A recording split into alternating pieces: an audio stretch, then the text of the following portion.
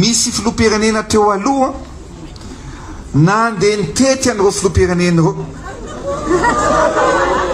dia nilaza hoe tsy tokony atao Madagasikara io sommet io, tsy tokony filohan Rajoelina io tsy mendrika no filohan SADC io io filoha io. Zany nitety mihitsy ry zareo nandeha tena nandeha nitety. Ary rehefa vita moa fitsidihana dia miantso ana le filoham-pirenena hoe monsieur le président, fa inona ny zavatra mitranga ao Madagasikara, fa maninona ny misy ancien président makaty aminay, milaza hoe tsy tokony atao io sommet io. Dia ry zareo niteny mihitsy hoe non, ny président Rajoelina efa mividiny ny président rehetra atao amin'ny SADC, izy ny président ny SADC.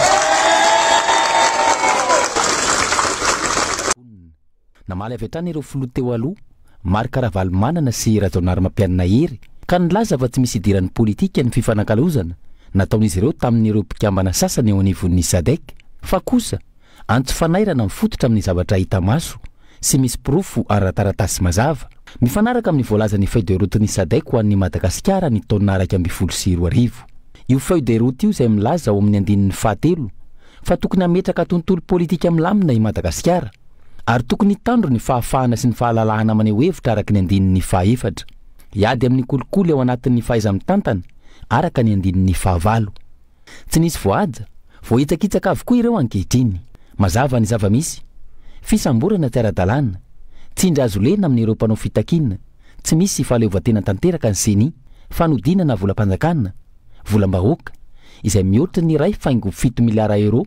nanomboka ny taona 2024. Olana ara-tsosialy goavana ka miaina anaty fantrana lalina avokoa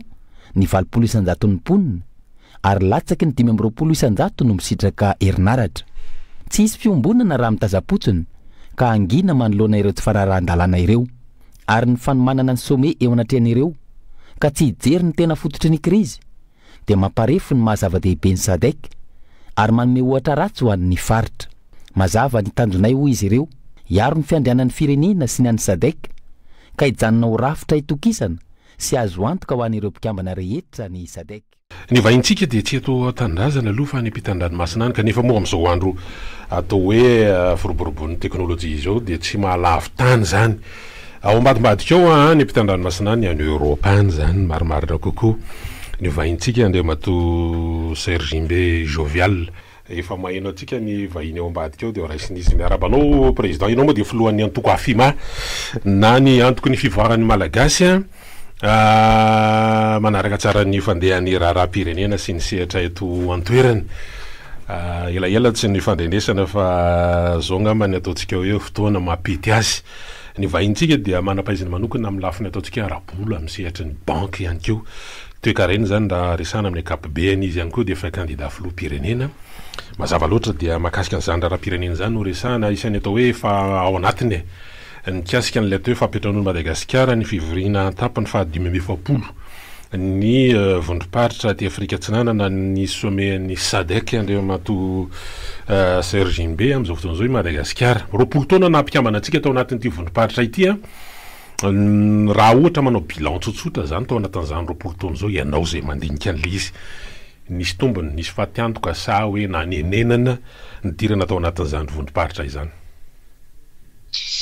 Voalohany teloko ngamany dia misaotra anareo, misaotra ny mpanao gazety, misaotra ny teknisianina nanao ny ezaka rehetra ampitana izao tafatafa amintsika amin'izao maraina alatsinainy maraina izao. Misaotra ihany koa ireo mpiaino any atokantrano any na eny an-dalana moa zany andeha hiasa na eo ihany koa ireo any atokantrano sy ny toerana misy azy samihafa. Kasika ny SADC dia zavatra tsotra ngamba ny fifandraisana Madagasikara eo amin'ny sehatra iraisam-pirenena dia tadiavina ary ny fivondronantsika amin'ireny sehatra samihafa na organisation régionale na internationale dia misy ihany koa ny fiantraikany na eo amin'le firenena zany na eo amin'le imagen'le firenena en général mihitsy na régional io na international. Fa kosa ny afaka hijerevantsika hoe bilan hoe positif sa négatif ny impact n'izay zavatra zay eo amin'le firenentsika. Ny zavatra hitantsika ngamba ny andro vitsivitsy zay na ny ministère ny commerce aza dia niteny hoe manondra ny tsampy ny fanondranantsika par rapport amin'ny zavatra misy eo amintsika zany hoe ny importation eo amin'ireo firenenindroa ny betsaka tonga eo amintsika noho ny exportation ataontsika zany hoe io miankina amin'le politika n'le firenena tsirairay ny impact ma positif na ma négatif ny fidirantsika amin'ireny fikambanana na régional na international reny dikan'izany mbola tsy nitondra le vision antsika zay roapolo taona ty arina mbola tsy nitondra zany le impact positif eo amin'le firenentsika le izy fa mino fa tokony hisy vision mipetraka tsara ho an'ny fifandraisana iraisam-pirenena io mba ahafahantsika misitraka sy mahazo an'izay impact positif zay eo amin'le firenentsika. Ny 12 isan'ireo firenena mikambana ao anatin'ny divondrom-patrana fifanankalozana SADC ity isan'ny fikambana farany hiditra tao zany Comore raha mironosy aty amin'ny ranomasimbe indiana dia isaky mpikambanao daholo zany ankoatran'ny La Réunion sy Mayotte moa zany fa i Seychelles i Maurice dia isan'ny mpikambana ao anatin'ny divondrom-patra ity araka ireo fanambara teo tsika zany tao anatin'izay 20 taona zay président Serge Imbe ohatrany hoe ve lasa variana loatra nitodika tany amin'ny tsena tsy fantatro tany Europa États-Unis nefa ireo tsena eto manodidina antsika ny Océan Indien vao avy nampiatrano ny sommet 5e sommet zany COI zany tsika ty koa misy koa ny COMESA ny SADC lasa hoe itsika zany lasa ohatrany inona filazana zany hoe fiarahamonina manjifa fotsiny tsika fa tsy tena hitanao io ao anatin'le toetsaitsika mihitsy ny mpitondra hatramin'izay zany no misy atao hoe complexe d'infériorité eo amin'le région misy atsika sy ny karazana ataoko an'izay le izy anazavako azy tsara dia zao rievy tsara fa na ny olona azy na ny fikambanana international hafa azy na ny Union Européen inona ny focaliser ny Union Européen ny Afrique tsena ny Afrique satria ny Afrique anie d'ici 2050 fotsiny ny population africaine 7 milliards zany hoe manana population 7 milliards zany 65% ny population en Afrique jeune iazaka zany olona zany tsena zany fa ny tsika zany raha vao hoe tsena iraisan'ny Afrika sy ny karazany dia ataontsika ambaninjavatra fa tsy maintsy mahany États-Unis na any Europe na any Russie na any Chine tsy hitantsika zany le ao ambany masotsika nefa iny le tsy hitantsika ao ambany masotsika iny olona zay le teneniko hoe les visions sy les politiques amin'ny resaka organisation que ce soit international na régional ohatry ny hoe tokony jerevana le politika hitondrasana azy io variana atsika ozy ianao tena variana mihitsy sika satria manenjika ny tsena hafa koatra ny eo ambany masotsika raisiko ohatra tamin'ny fandarana topomaso tao ny resaka ny lavanina reo ny lavania atsika anie dia raha tsy États-Unis Europe zay niazakazahantsika fa fantatritsika moa fa en Afrique anie dia mitady Ouganda mitady lavania mamokatra lavania Ouganda fa mbola tsy ampy Zimbabwe mitady an'izany ihany koa ny Tanzanie mitady lavania atsika anie tadiavina ao Afrika eo nefa tsy hitatsika zany tsena zany fa dia hiazakazaka dia ho any États-Unis tsika dia ho any nefa ny coût de transport niny ao Afrika moramora kokoa no mandeha any États-Unis na mandeha any Europe zay le vision atsika zay eo indrindra matsy izy président Serge Imbe satria Afrika Atsimo zao isany ataontsika hoe tsena lehibe ataontsika hoe ny SADC amin'ny ankapobeny manodididina nefa telonjato tapitrisa fitopolo sy roanjato tapitrisa any zany ny mpanjifa ao anatin'izany itsika zao raha ohatra ny manana ny chocolat ohatra mihinana cacao zany dia mbola mandeha makany amin'izany tsena any Europa sy any États-Unis ohatran'izany ihany koa ny lavanila fandresanao teo tokony hanosika an'le famokarina eto amintsika ohatran'izany zao hoe ny divay lasa hoe ny divay atsy Afrika Atsimo malaza nefa tsika dia nanana an'izany divay fianaratsoa ambala avao zany amin'izao fotoana zao lasa misofra mihitsy ilay izy nefa ny tokony hiteraka hoe vokatra hampandrosan'ny ekonomia eto amintsika ka eo indrindra ilay izy hoe raha ampahitanao an'ity 45e sommet ity ary Madagasikara amin'izao fotoana zao raha iresaka opportunité zany ny président Serge Imbe mifanararoatra vely izy amin'ny lafiny izy matsy ohatrany hoe ny fitorana ankehitriny ohatrany any amin'ny lafiny hoe fombiazana ara-diplomatika ny tena ohatrany hoe aroso indraindraina be ao anatin'le izy fa zay le lafiny marina fa nisy hoe sommet de l'industrialisation SADC tamin'ny nanomboana an'ity sommet ity nefa ny tsy ohatrany tsy tena tsapa loatra zay satria ohatrany mandringa be zany le izy tena tsara mihitsy le exemple anao raisiko sy ray somary lavalava izy teo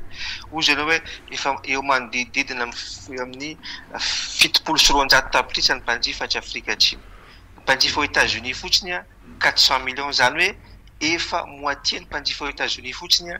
mpanjifa aty Afrika Atsimo. Ny aty Eropa manontolo anatin'izany le firenena mikambana amin'ny Eropa rehetrarehetra eo amin'ny 400 millions eo koa efa jato dikan'izany Afrika Atsimo fotsiny efa atsasany efa lany ny Afrika Atsimo. Manaraka an'izay ny ponina afrikana sasasasany. De hozy ianao hoe focaliser amin'ny diplomatie tsika. Zao ny zavatra teneniko ny diplomatie sans impact économique eo amin'le firenena anankiray ce n'est que le ruine d'un pays. Na resaka anao oaraoara diplomatique ianao fa tsisy impact économique ny diplomatie zay ataonao iny eo amin'ny firenena misy ianao conséquence ary nantombotsoa an'le firenena. Ny olona mampiasa diplomatie zany na aiza izy na aiza ao anatin'ny firenena ny impact économique amin'izy iny. Tsika zao hitondra ny sazany sadek zany tokony économique atsika zany tsika mametraka zany vision économique. Raisitsika ohatra ny hoe ny raisinao to ny divay zao divay Afrika tsy ny divay ihany fa tsika ty zatra nyty resaka hoe importation ty any tsara no ny production ao amintsika. Nefa ny contraire ny ampandroso ny firenena anankiray tsy fa tsy misy ny production ao aminao raiso koa ny vary hitatsika zao resaka vary ny importation ny favoriser hoe aloha manafatra amin'ny taona no metrahana an'izay vary zay eo. Tsy mandeha any amin'le fampandrosoana tsika mihitsy ny mila mio ny sadek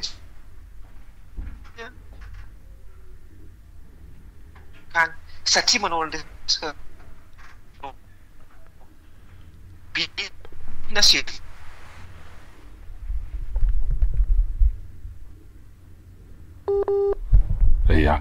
diplomatia vita ohatrany fotsiny ohatrany hoe image fa tsy resaka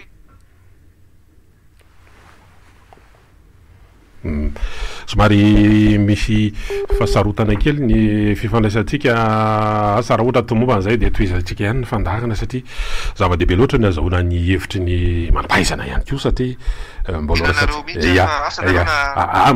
mahinao tsara aloha zany zao fa toa le fanazavana fa tonga dia toizako ihany le fanontaniana mahinao ndraiky zao président Imbesera.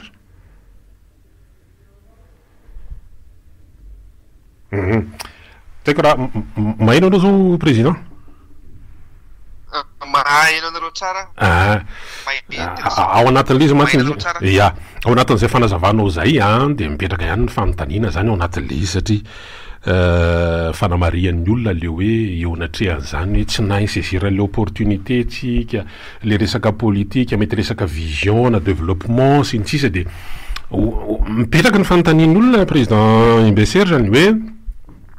va izy ary le manampaizana gasy nareo ary mety mahazotiany hoe nareo manana an'izany fomba fijery sy hevitra tsara zany nareo lasa ny andafy any dia ny olona no misitraka n'ilay expertise nareo zany fa le Madagasikara tavela eto foana. Vanazay tena tsaratsara le fipetraky n'le fanontaniana aiza le manapahizina gasy misy le mihitsy gasy ny fahalalany sy ny fahalalana misy karazany anankiroa ny vazaha misy ny atao intellectuel ary misy ny atao intelligent. Ny intellectuel sy ny karazana amin'ny manana zay intellectuel zay fa ny zavatra ny anaranao dia iny par expérience manana zany rehetra zany malagasy tena sehatra le manampaizana mino ve anao fa ty fitondrana ty tsy mana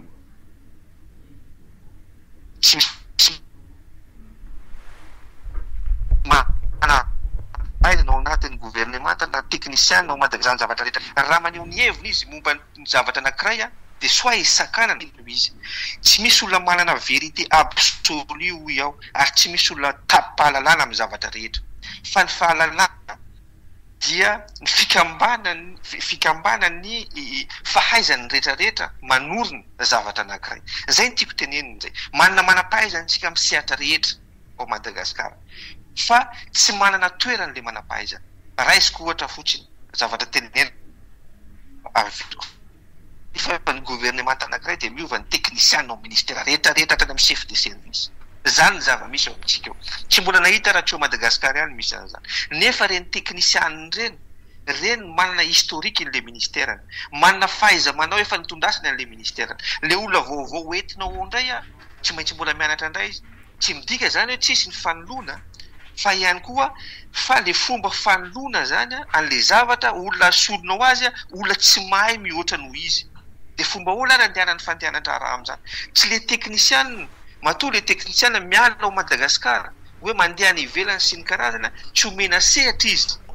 ahafahany mampiasa ny fahaizany sy ny fahalalana ananany ho an'le firenena. Tsy mbola mahita ohatr'izany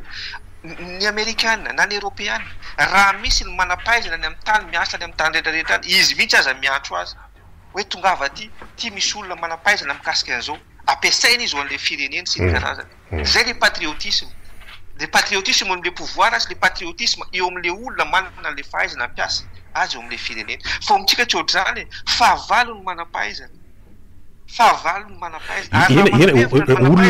Olona ve président Serge Mbeny mahatonga zany olona resako tikitreny hoe le rafitra le lalàna fototra anorenana le firenena sa inona mahatonga an'izany hoe lasa hoe vao misolona mpitondra de ailika daholo hatrany amin'ny teknisiana hatrany anivon'ny ministera. Resaka inona mahatonga an'izany hoe le ifampitondrana ny texte ve ny mila mpifanarahana amin'ny filana sy ny tokony ho izy sa ny texte misy fa ny olona amboniny zany no ny tsy manaraka an'le zavatra roa le maliko an'izay. Ny texte zay le lalàna sy raha texte dia namboarin'olombelona dia afaka ravahan'olombelona. Raha hitanao hoe le texte ny tsy mety tsy pirovany n'olombelona nanao an'iny texte iny. Zay aloha voalohany indrindra. Eo amin'le rafitra efa misy eo amintsika ny rafitra rehetra, fa ny olana antsika dia le olombelona mihitsy. Satria na mahatonga izay zavatra rehefa hitondra zao anao. Zany hoe misy zavatra tena avoakako fa misy zavatra michoqué anahy indraindray. Zay zao no mitondra. Inona ny dikan'izany? Zany hoe zay mety aminay. Tsy zay le fitondrasana an'le firenena. Tsy hoe ianao no mitondra dia zay mety aminao. Zay zao no mitondra. Fa inona ny tsaratsara amin'ity firenena ity? Zay le zavatra tokony hipetraka. Zay ny antony mahatonga io zavatra io hisolo foana, io rafitra io soloina foana sy ny karazana. Satria hoe zay zao rehetra aloha izara gâteau sy ny karazana. Tsisy an'izany. Jerevy tsara raha nialy Hollande raha nialy Sarkozy tonga i Hollande, ny gouvernement tany no miovy, fa ny teknisiana any amin'ny rahatsana rehetra, any amin'ny trésor public, any amin'ny Banque de France, any amin'ny teknisiana any ministera any rehetrarehetra any mijanona. Satria na zay le continuité. Dia ohatr'izay koa rehefa nialy Hollande tonga Macron. Dia zay koa le zavatra an'izao. Ny gouvernement iny poste politique iny afaka esorinao, afaka anaovanao mouvement rehetrarehetra. Fa ny teknisiana mijanona foana. Manohy an'le asa sy ny karazana. Fa ny antsika eo tsy zay.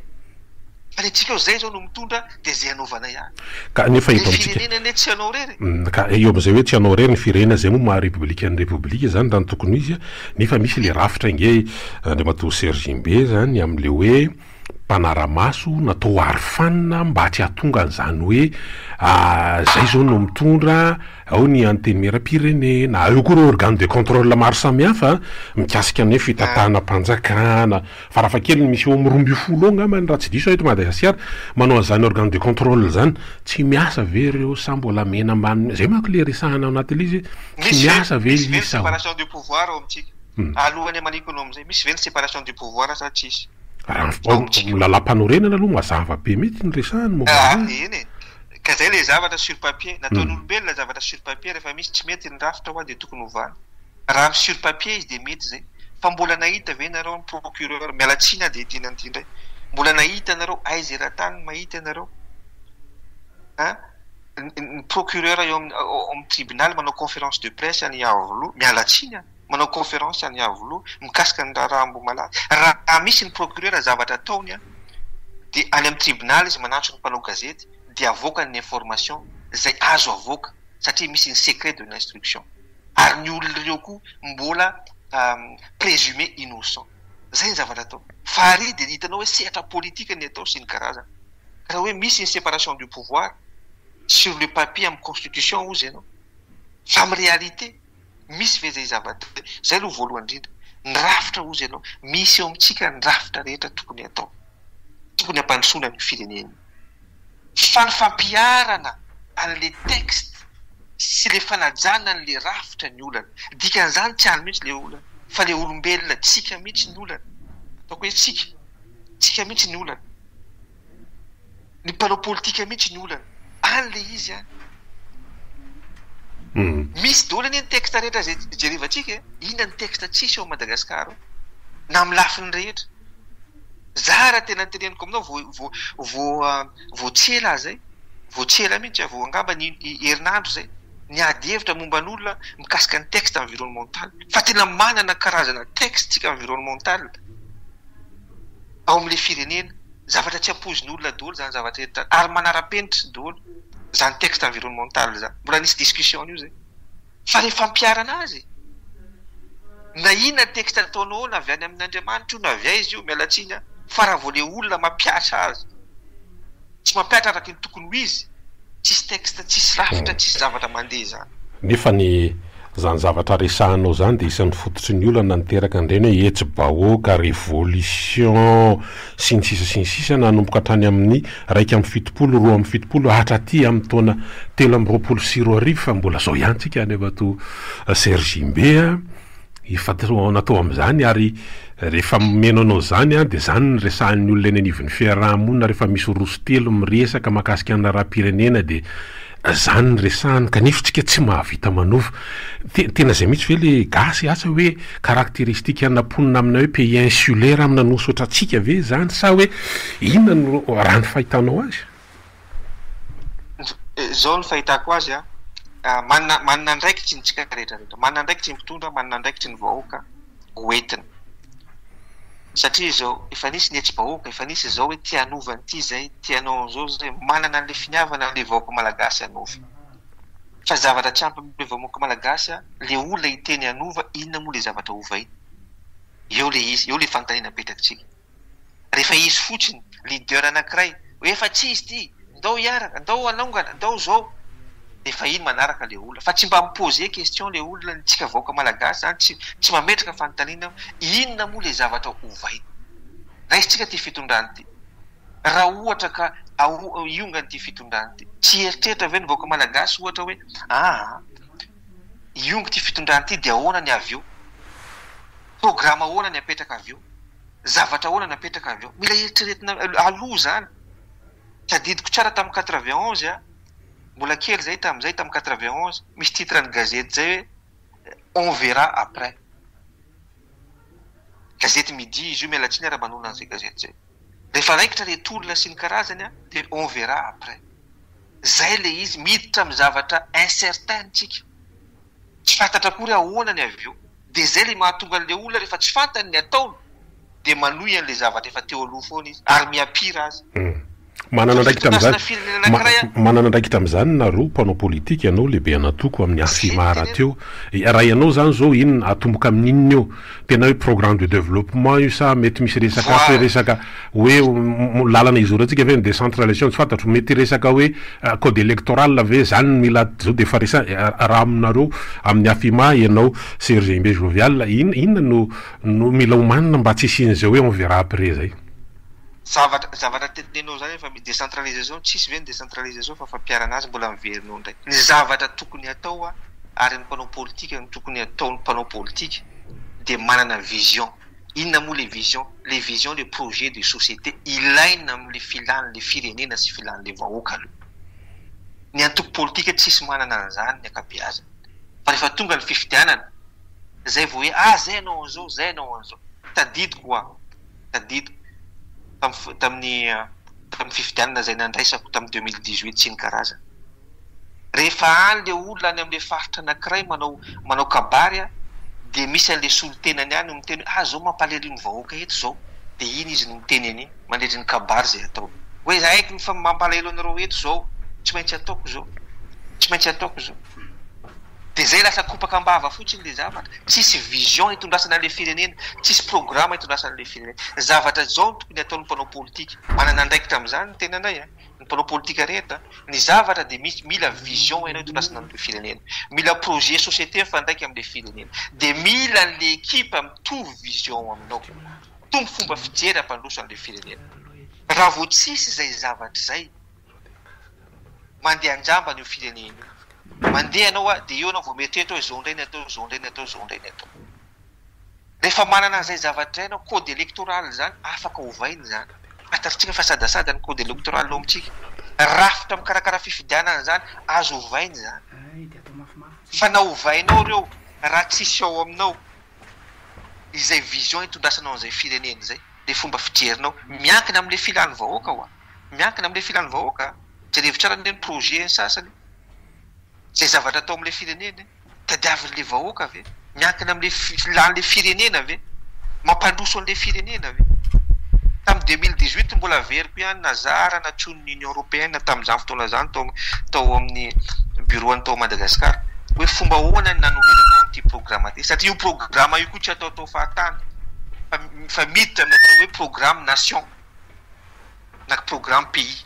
mba ahafahanao tsara mahita financement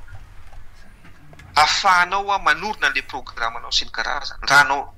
anao resaka lalana ianao infrastructure aveta ny financement amin'izany, ovinana hitanao financement, iza daholo ny financer io zavatra io. Raha resaka problème énergétique io, raha resaka agriculture, raha resaka santé, raha resaka fanabeazana, tsy maintsy développenao daholo zany ahitanao soro-dalana ahafahanao mampandroso an'le firenena. Zay le olana ao amintsika. Ny arotana kely satria ny piany koa mbola metraka fantaniana rehefa avy eo ny amatoa Serimbe mikasika an'le raha isan'ny abeadevitra moa zany teo hoe armement financier banquier-nao le mikasika an'ilay raha Boeing 767 moa zany mandeha mo hoe ny fanadidina moa zany mbola mandeha amin'izao fotoana zao avaiza inona ny tena tompona andraikitra fa ny tena mba ho antaniko anao hoe inona ny mety ho fiantraikany ratsy moa zany eo amin'ny mety ny firenena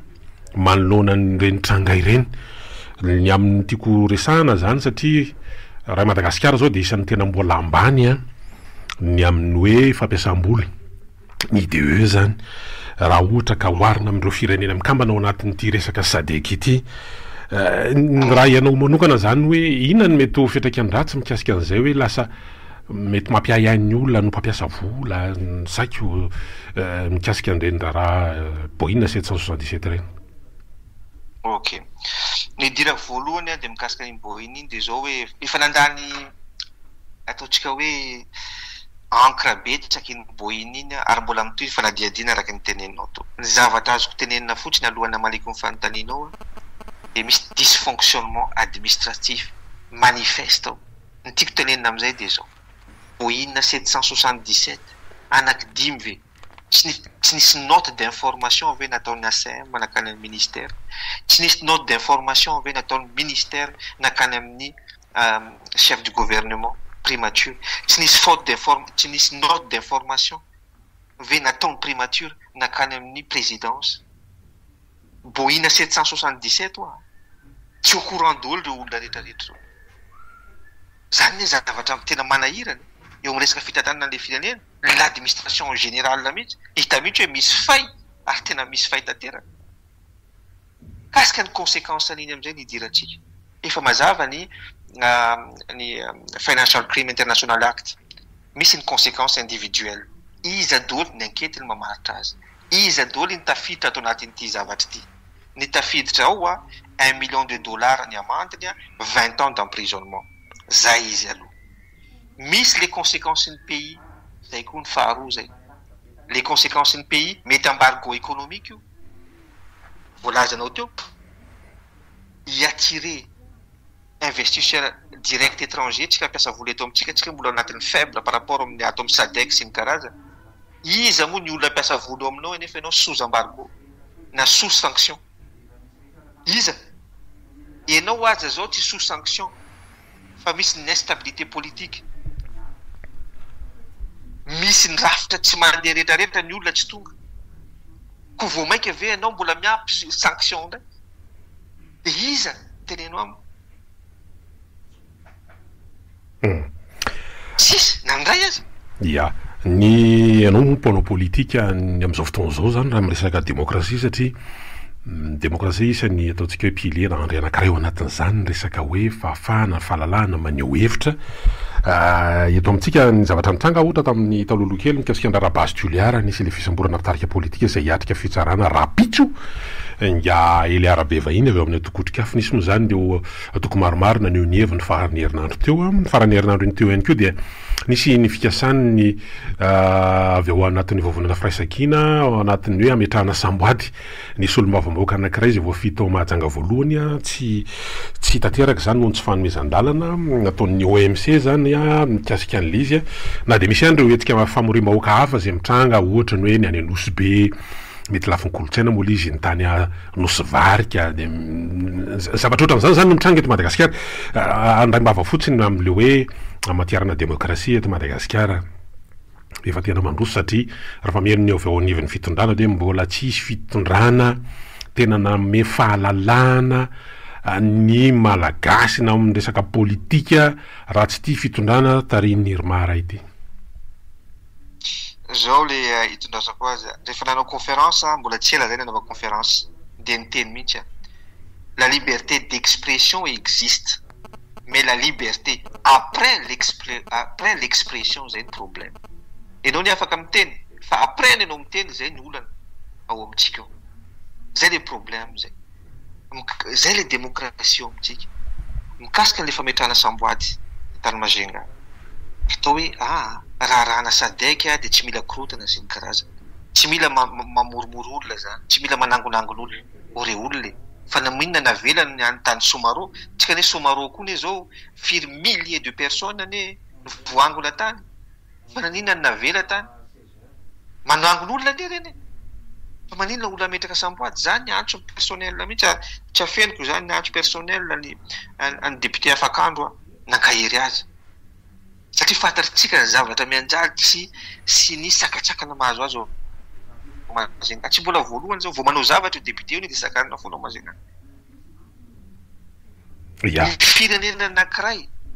raha tsy misy mpanohatra tsy androso mihitsy le firenena satria mandeha na ny mpivady aza zay ny atika ny oabolatsika gasy na ny mpivady ara ony raha miray hevitra foana de lany hatrany amin'ny akomikotrika dikan'izany ny olona tsy atao hitovy hevitra aleo olona anao ny heviny io olo io tsy hoe andehanao makanao amin'ny ao palianao ao iavoloana ohatry zany fa olona ny hevitra izy ametraka ny samboadiny izy hitafatafa amin'ny vahoakany izy fomba ahoana zay ve natao hoe demokrasia mety mbola noa zany faneho-kevitra zany tsika na fanazavana ihany koa asiana faino kely de afaka miditra ihany koa ny mpieno raha ohatra ka hanan-javatra mba ho an'ny tanina na ny hevitra na mety tsy fantatro mety tsy hito fomba fijery aminao amin'ny zay ataontsika hoe lohevitra vitsivitsy nataontsika savaravina tamin'ity fandarana ity zay